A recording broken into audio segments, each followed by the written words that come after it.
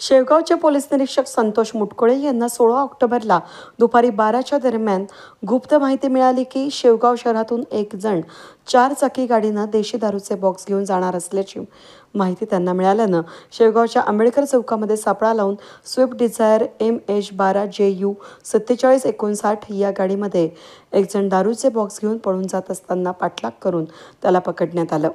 सापडगाव येथील अजय श्रीधर पातकळ याला ताब्यात घेऊन त्याच्याकडील 56,000 रुपये किमतीची देशी दारू आणि स्विफ्ट डिझायर गाडी असा एकूण 4,06,000 रुपये किमतीचा मुद्देमाल जप्त करण्यात आलाय।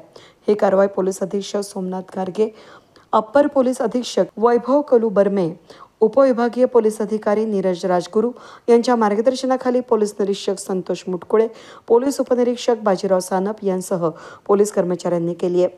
माननीय पोलीस निरीक्षक श्री संतोष मुटकुळे साहेब, शेवगाव पोलीस ठाणे यांना गुप्त बातमीदारामार्फत बातमी मिळाली की एक पांढऱ्या रंगाची स्विफ्ट कार शेवगाव ते गेवराई जाणाऱ्या रोडवर अवैधरित्या देशी दारूची वाहतूक करणार आहे बाबत माननीय पोलीस निरीक्षक साहेब यांना बातमी मिळाली।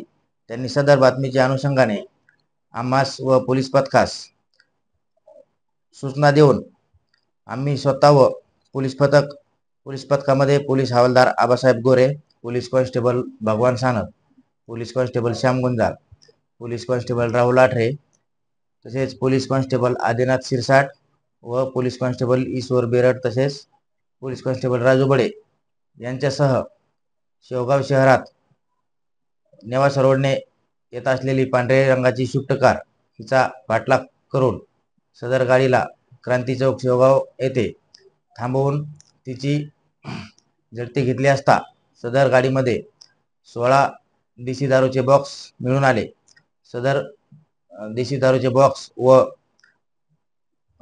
पांढऱ्या रंगाची स्विफ्ट कार तसेच तिच्यावर असलेला चालक यांना पोलीस स्टेशनला घेऊन येऊन पुढील कारवाई करत आहोत। सदर कारवाईमध्ये एकूण 57,000 रुपयाची देशी दारू तसेच वाहन 3.5 लाख रुपये किमतीची स्विफ्ट कार वाहन या जप्त करून पुढील कायदेशीर कारवाई करत आहोत।